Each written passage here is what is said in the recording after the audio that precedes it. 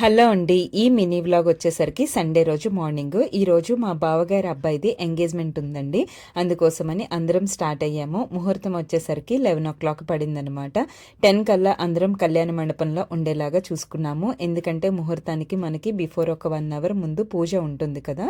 మీకు ఒకసారి కళ్యాణ మండపం డెకోర్ అయితే చూపిస్తున్నాను.